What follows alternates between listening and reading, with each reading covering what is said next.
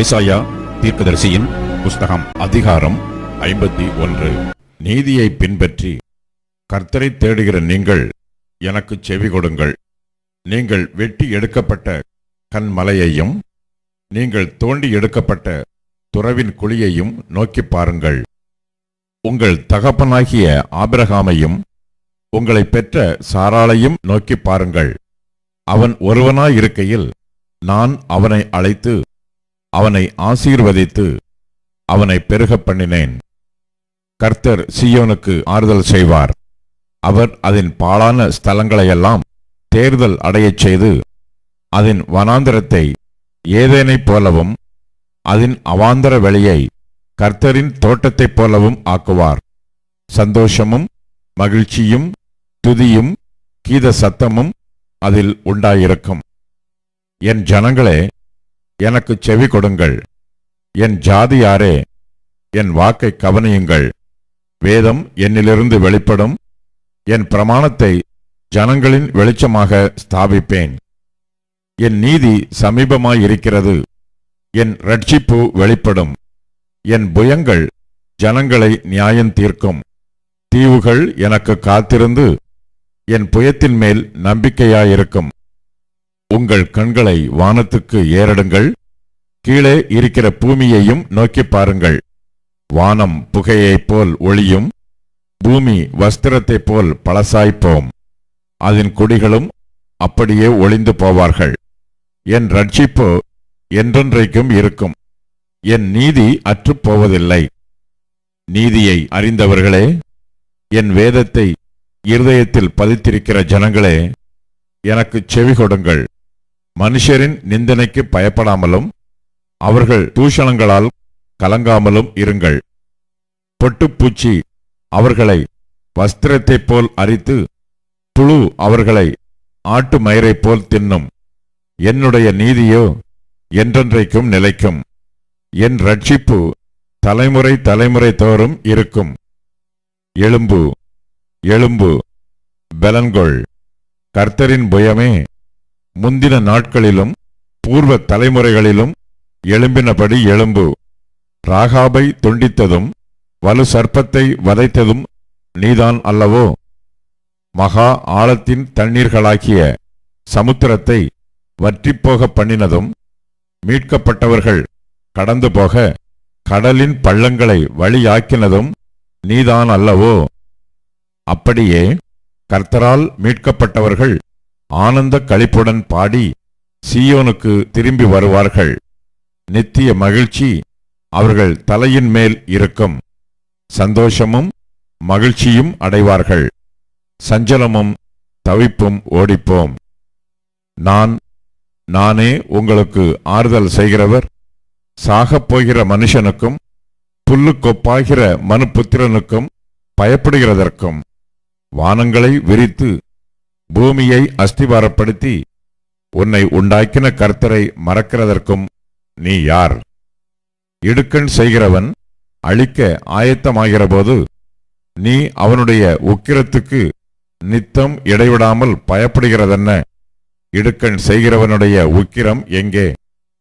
சிறைப்பட்டு போனவன் தீவிரமாய் விடுதலையாவான்.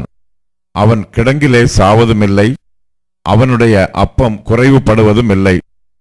உன் தேவனா இருக்கிற கர்த்தர் நானே. அலைகள் கொந்தளிக்கத்தக்கதாய் சமுத்திரத்தை குலுக்குகிற சேனைகளின் கர்த்தர் என்கிற நாமம் உள்ளவர். நான் வானத்தை நிலைப்படுத்தி பூமியை அஸ்திவாரப்படுத்தி சீயோனை நோக்கி நீ என் ஜனம் என்று சொல்வதற்காக நான் என் வார்த்தையை உன் வாயிலே அருளி என் கரத்தின் நிழலினால் உன்னை மறைக்கிறேன்.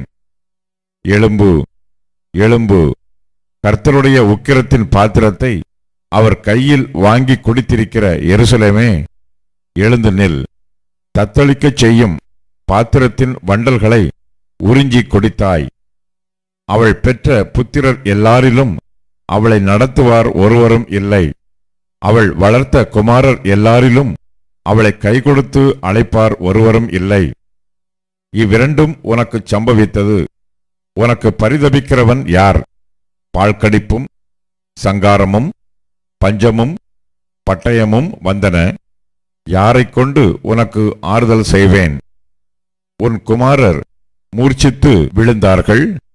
அவர்கள் வலையிலே சிக்குண்ட கலைமானைப் போல எல்லா வீதிகளின் முனையிலும் கர்த்தருடைய உக்கிரத்தினாலும் உன் தேவனுடைய கண்டிதத்தினாலும் நிறைந்தவர்களாய் கிடக்கிறார்கள். ஆகையால் சிறுமைப்பட்டவளே, மதுபானம் குடியாமல் வெறி கொண்டவளே, நீ கேள்.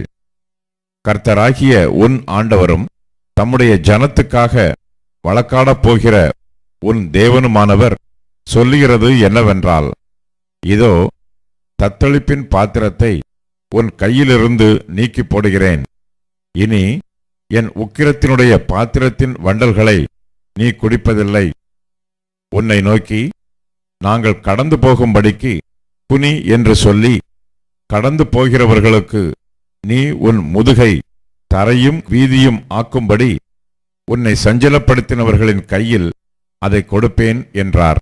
ஏசாயா தீர்க்கதரிசியின் புஸ்தகம் அதிகாரம் 52. எழும்பு, எழும்பு, சீயோனே, உன் வல்லமையை தரித்துக்கொள். பரிசுத்த நகரமாகிய எருசலேமே, உன் அலங்கார வஸ்திரங்களை உடுத்திக்கொள். விருத்த சேதனம் இல்லாதவனும் அசுத்தனும் இனி உன்னிடத்தில் வருவதில்லை. தூசியை உதறிவிட்டு எழுந்திரு. எருசலேமே, வீற்றிரு.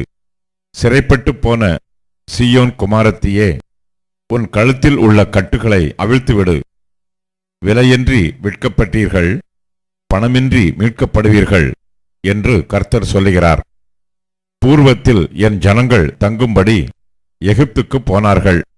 அசீரியனும் முகாந்தரமில்லாமல் அவர்களை ஒடுக்கினான் என்று கர்த்தராகிய ஆண்டவர் சொல்லுகிறார். இப்பொழுது எனக்கு இங்கே என்ன இருக்கிறது? என் ஜனங்கள் விருதாவாய் கொண்டு போகப்பட்டார்கள். அவர்களை ஆளுகிறவர்கள் அவர்களை அலறப் பண்ணுகிறார்கள். நித்தமும் இடைவிடாமல் என் நாமம் தூஷிக்கப்படுகிறது என்று கர்த்தர் சொல்லுகிறார். இது நிமித்தம் என் ஜனங்கள் என் நாமத்தை அறிவார்கள். இதைச் சொல்லுகிறவர் நானே என்று அக்காலத்திலே அறிவார்கள். இதோ இங்கே இருக்கிறேன் என்று கர்த்தர் சொல்லுகிறார்.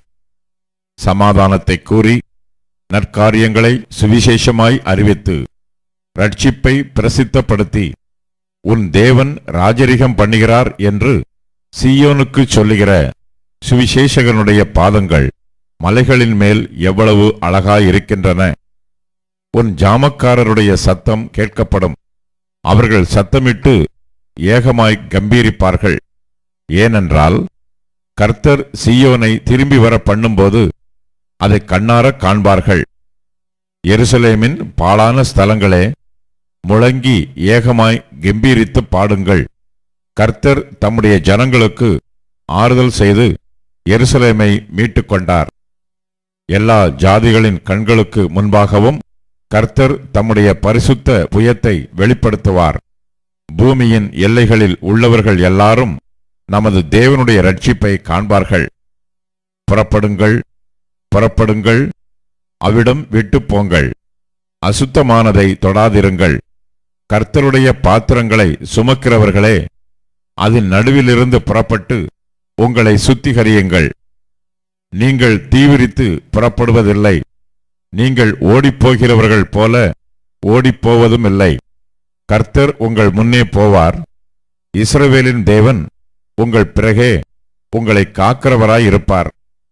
இதோ என் தாசன் ஞானமாய் நடப்பார்.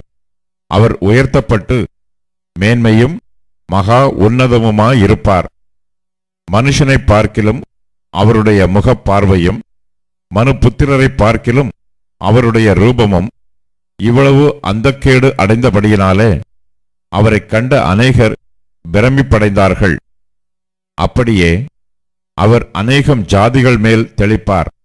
அவர் நிமித்தம் ராஜாக்கள் தங்கள் வாயை மூடுவார்கள்.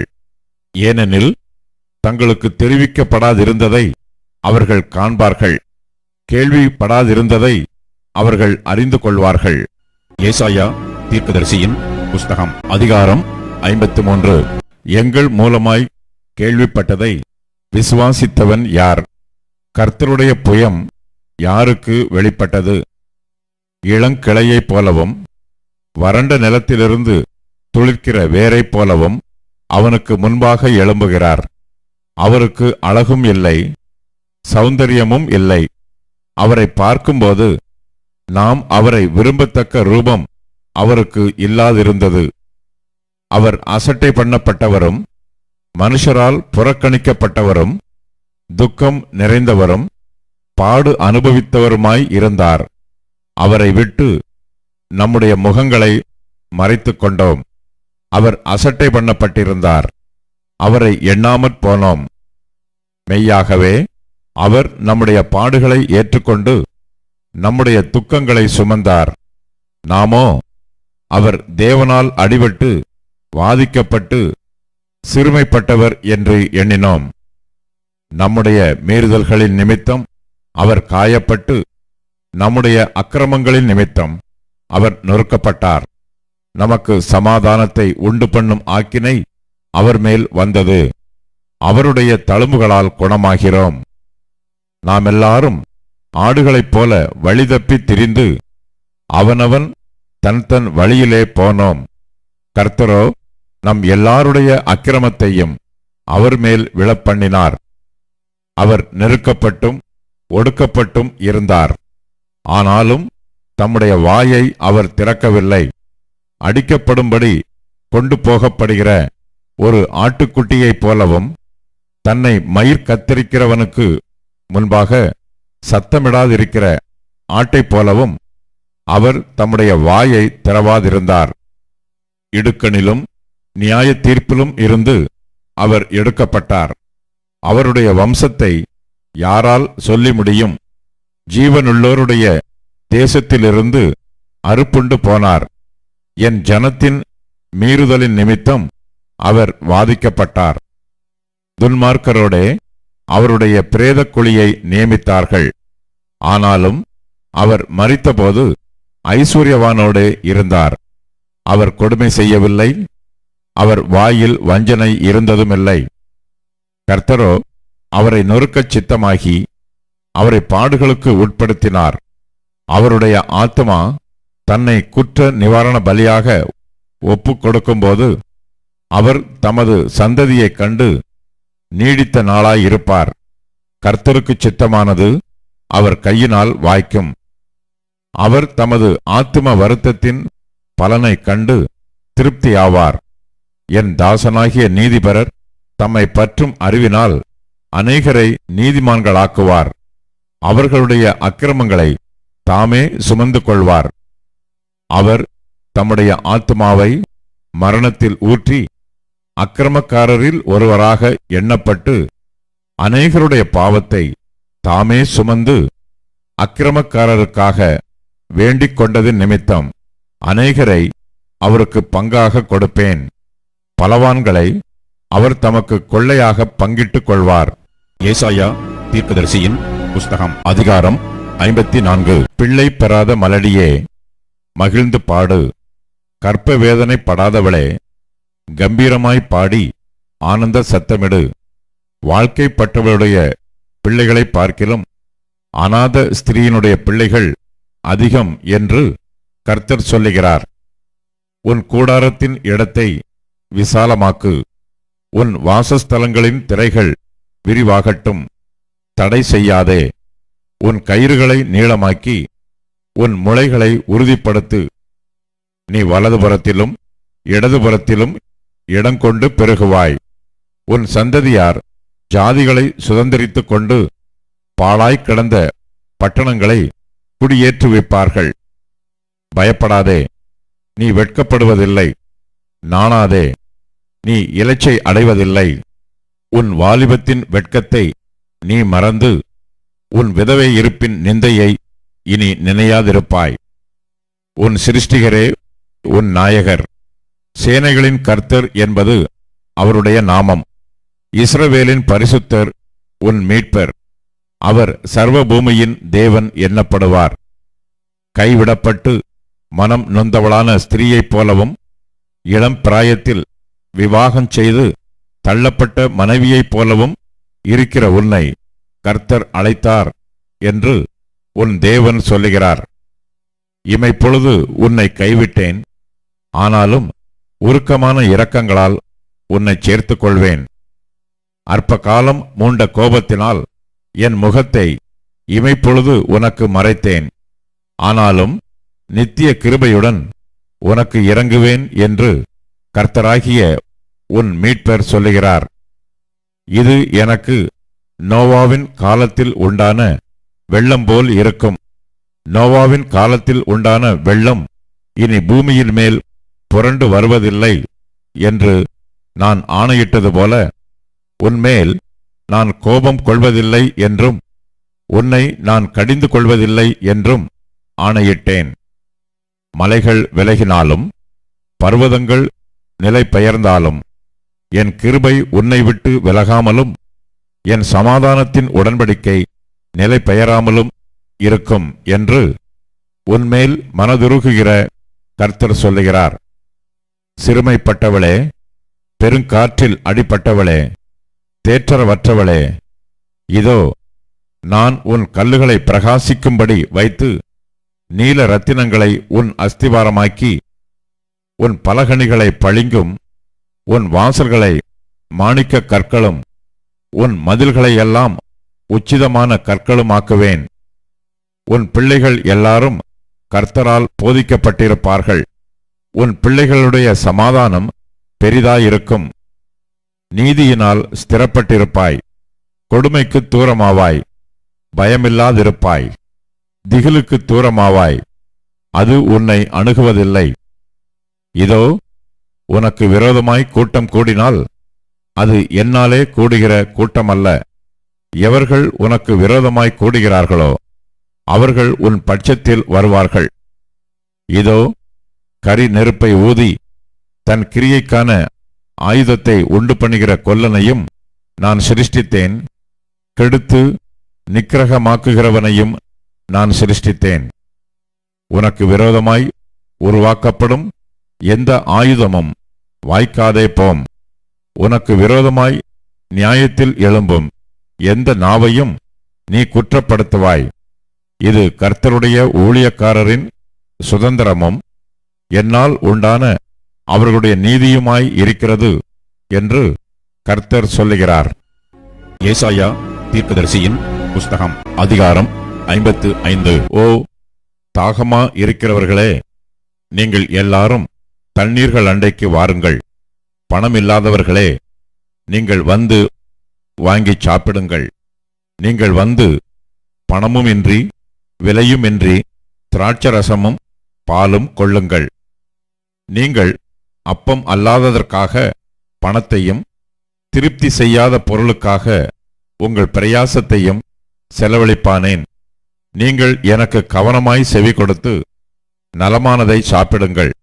அப்பொழுது உங்கள் ஆத்துமா கொழுப்பான பதார்த்தத்தினால் மகிழ்ச்சியாகும். உங்கள் செவியை சாய்த்து என்னிடத்தில் வாருங்கள், கேளுங்கள், அப்பொழுது உங்கள் ஆத்துமா பிழைக்கும். தாவீதுக்கு அருளின நிச்சயமான கிருபைகளை உங்களுக்கு நித்திய உடன்படிக்கையாக ஏற்படுத்துவேன். இதோ அவரை ஜனக்கூட்டங்களுக்கு சாட்சியாகவும் ஜனங்களுக்கு தலைவராகவும் அதிபதியாகவும் ஏற்படுத்தினேன். இதோ நீ அறியாதிருந்த ஜாதியை வரவழைப்பாய். உன்னை அறியாதிருந்த ஜாதி உன் தேவனாகிய கர்த்தரின் நிமித்தமும் இஸ்ரவேலுடைய பரிசுத்தரின் நிமித்தமும் உன்னிடத்திற்கு ஓடிவரும். அவர் உன்னை மேன்மைப்படுத்தியிருக்கிறார். கர்த்தரை கண்டடையத்தக்க சமயத்தில் அவரை தேடுங்கள். அவர் சமீபமாயிருக்கையில் அவரை நோக்கி கூப்பிடுங்கள்.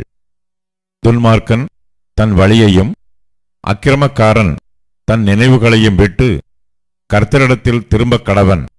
அவர் அவன் மேல் மனதுருகுவார். நம்முடைய தேவனிடத்திற்கே திரும்பக் கடவன். அவர் மன்னிக்கிறதற்கு தயை பெருத்திருக்கிறார்.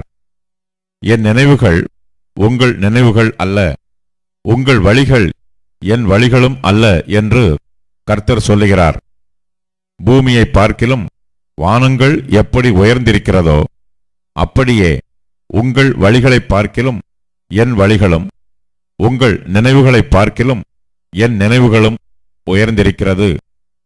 மாரியும் உறைந்த மழையும் வானத்திலிருந்து இறங்கி அவ்விடத்துக்கு திரும்பாமல் பூமியை நனைத்து அதில் முளை கிளம்பி விளையும்படி செய்து விதைக்கிறவனுக்கு விதையையும் புசிக்கிறவனுக்கு ஆகாரத்தையும் கொடுக்கிறது எப்படியோ அப்படியே என் வாயிலிருந்து புறப்படும் வசனமும் இருக்கும். அது வெறுமையாய் என்னிடத்திற்கு திரும்பாமல் அது நான் விரும்புகிறதைச் செய்து நான் அதை அனுப்பின காரியமாகும்படி வாய்க்கும்.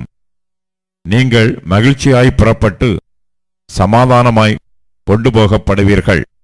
பர்வதங்களும் மலைகளும் உங்களுக்கு முன்பாக கெம்பீரமாய் முழங்கி வெளியின் மரங்கள் எல்லாம் கைகொட்டும். முட்செடிக்கு பதிலாக தேவதாரு விருட்சம் முளைக்கும். காஞ்சொரிக்கு பதிலாக மிருது செடி எழும்பும். அது கர்த்தருக்கு கீர்த்தியாகவும் நிர்மூலமாகாத நித்திய அடையாளமாகவும் இருக்கும்.